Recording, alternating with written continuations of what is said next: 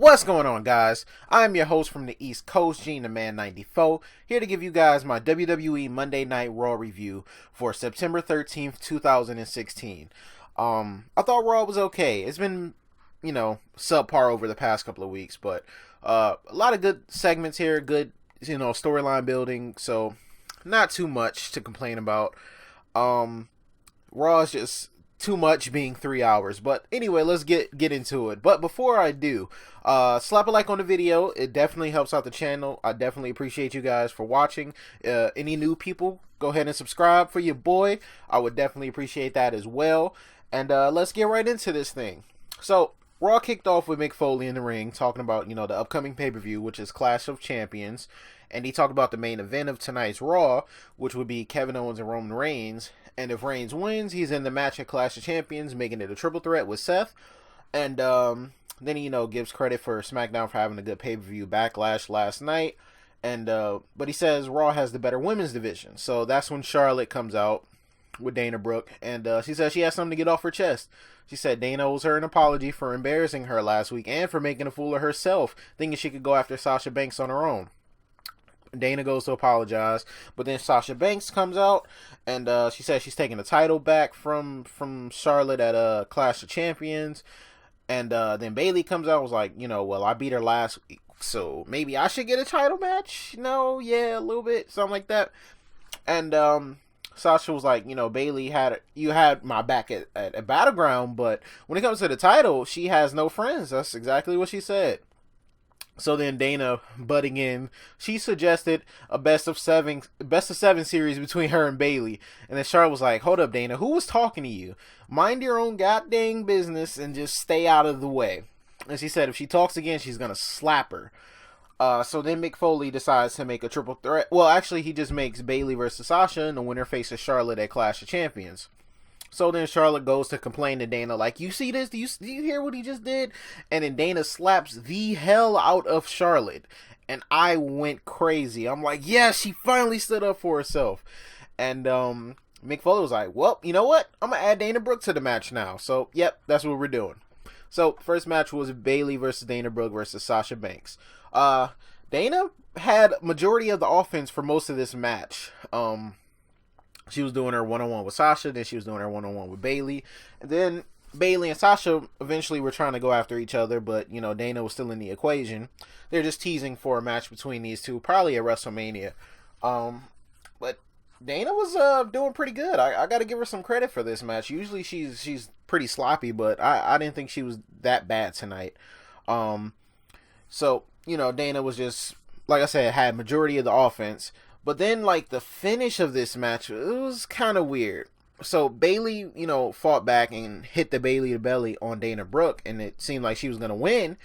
And then Sasha took her and rolled her up as well. But the way it happened, it seemed like Sasha pinned, it seemed like a double pin, because Sasha's shoulders were down as well.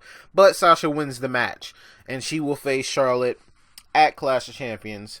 That was the only, gripe I had about the match, was just the way the ending came about. But it was alright. It was still a decent match. Good way to kick off Raw.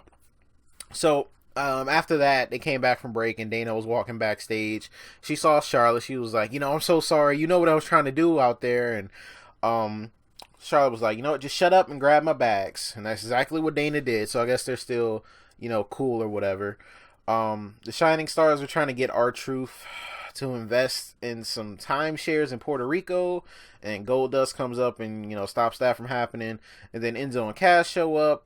They call them con men, just like last week. Shining Star said they beat them fair and square. Enzo was like, that's about as truthful as the timeshares that you're selling. And then he pretty much just challenged Epico to a match. We had Kevin Owens talking about his match with Reigns. He said in 2 weeks, it won't be a triple threat match at Clash of Champions, and he's going to beat Seth Rollins and walk out as Universal Champion still. So after that, it was Tom Phillips, and Jericho pops up, says Foley took Kevin Owens off of the highlight show, or the highlight reel, and he's going to use his ex-best friend Sami Zayn to prove that he's a...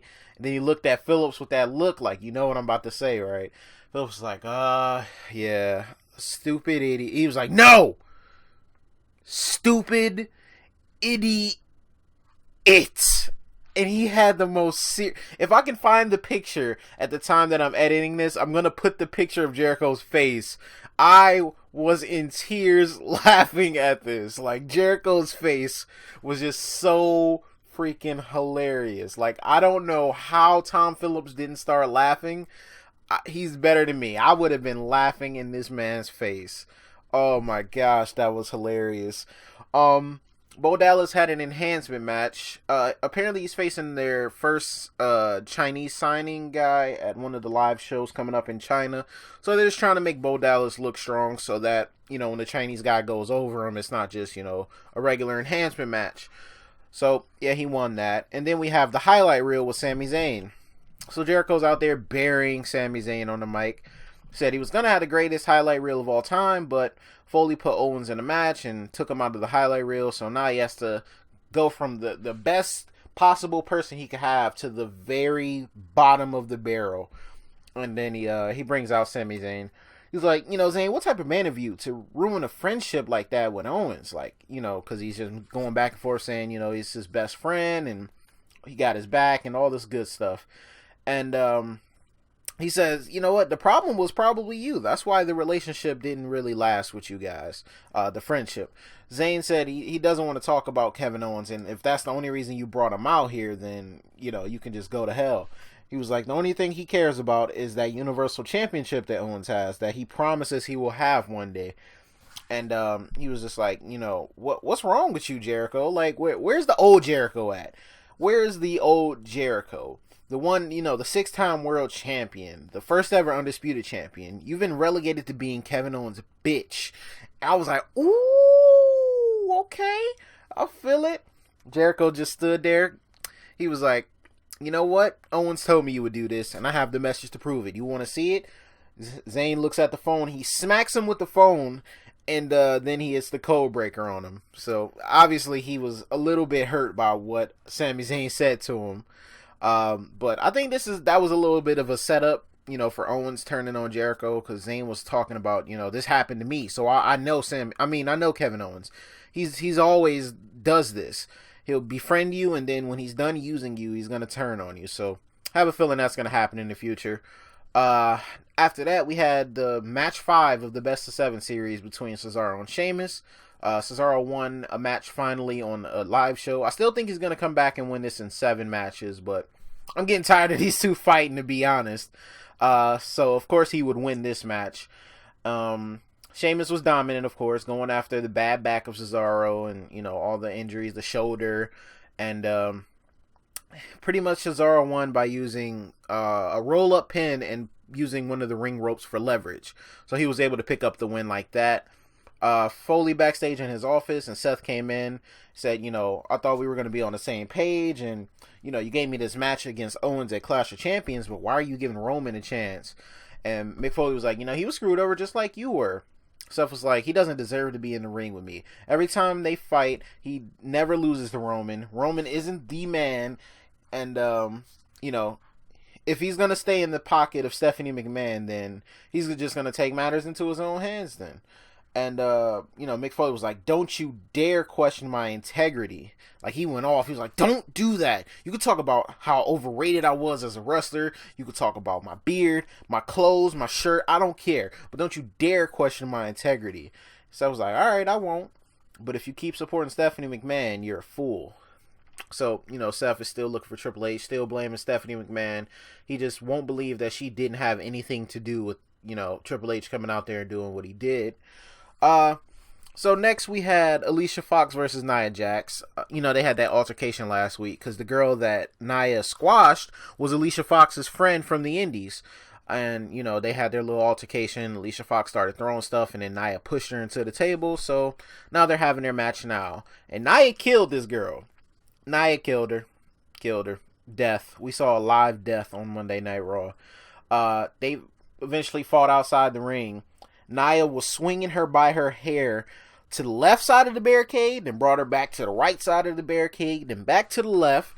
It just was just throwing her like she didn't even matter, like she didn't weigh nothing, like she was just a pillow on the bed. She just tossed her ever so freely.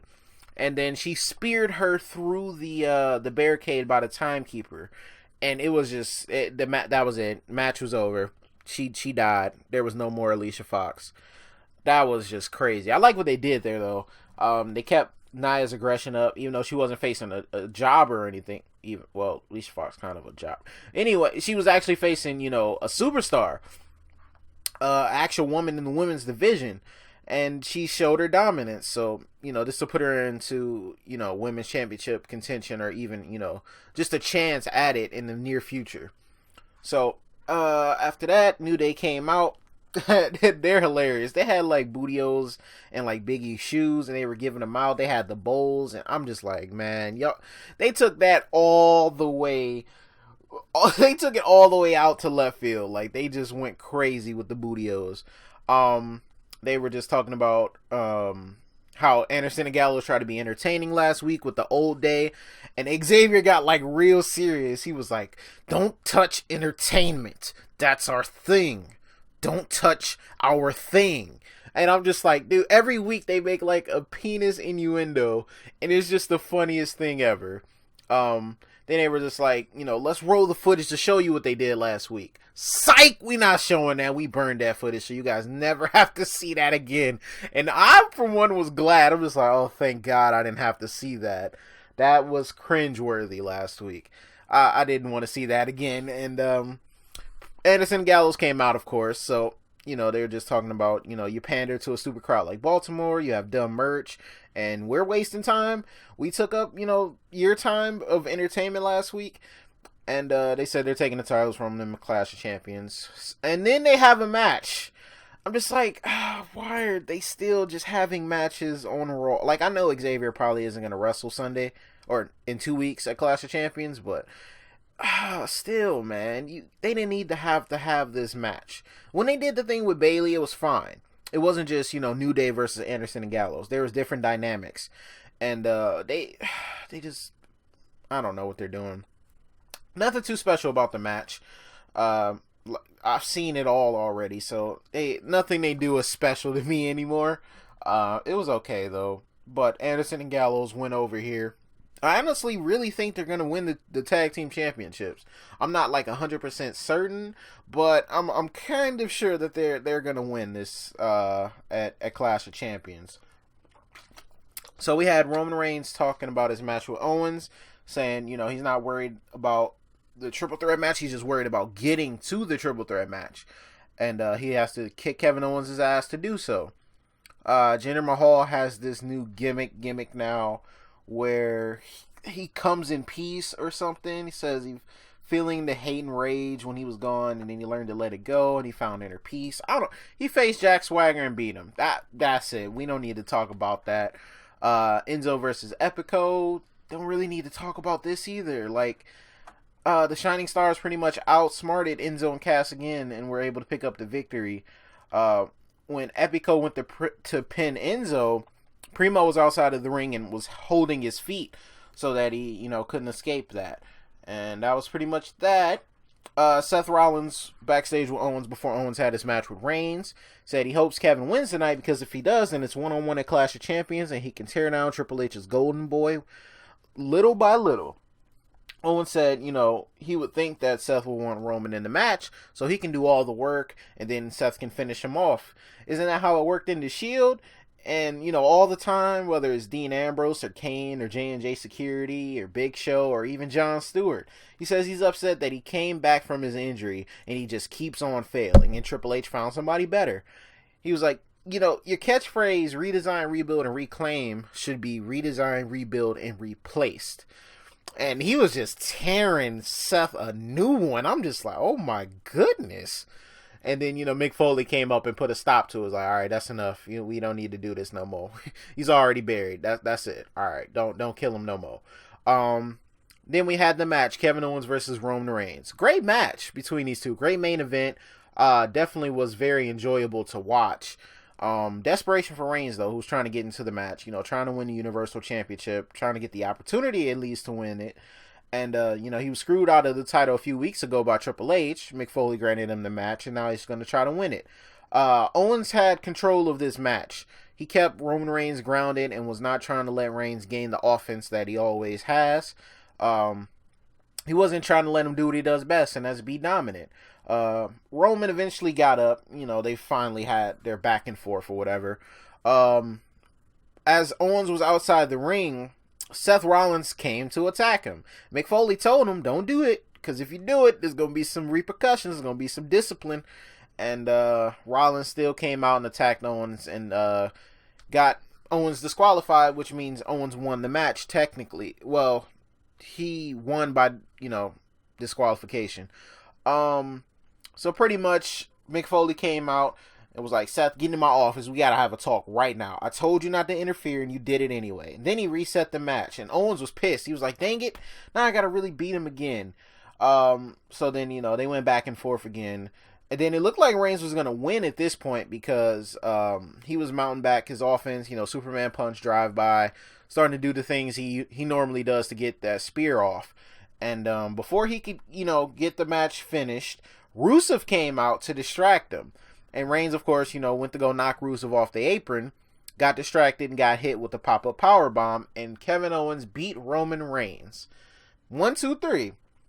And, yeah, so it's not going to be a triple threat match at Clash of Champions, and I believe it's going to be Rusev versus Reigns at Clash of Champions. Maybe they'll actually finally have their pay-per-view match. They've had a match on Raw, but they'll finally have their pay-per-view match. After the match, Rusev kicked him in the face, put him in the accolade, and that was pretty much it. Rusev's back. He was on, you know, they actually had their real wedding over in, I think it was Bulgaria. I guess that's where they went. So, yeah, that was it. That was Raw. It was okay. Average. Not good, not bad. It was just Raw. You know, how Reigns says he's not the good guy. He's not a bad guy. He's just the guy. That's kind of how Raw was. Didn't really care for certain things. Certain things were entertaining to me. But it was alright. I'm excited to see Smackdown tomorrow with the new WWE champion AJ Styles. We'll see where it goes from there. And that's when I'll talk to you guys tomorrow after Smackdown goes off. So thank you guys for watching. I do appreciate you guys constantly supporting me. We're definitely growing and growing. I think I've hit 60 subscribers, and I want to thank you guys for that. I know it's just, okay, you only have 60 subscribers. Why do you keep thanking us? It means a lot, okay? From a guy coming from 0 subscribers to 60 in a matter of like 6 months, I'm proud of myself for that. I didn't think I would ever reach this pinnacle of YouTube. So thank you guys so much for watching. I'll talk to you guys later. Peace.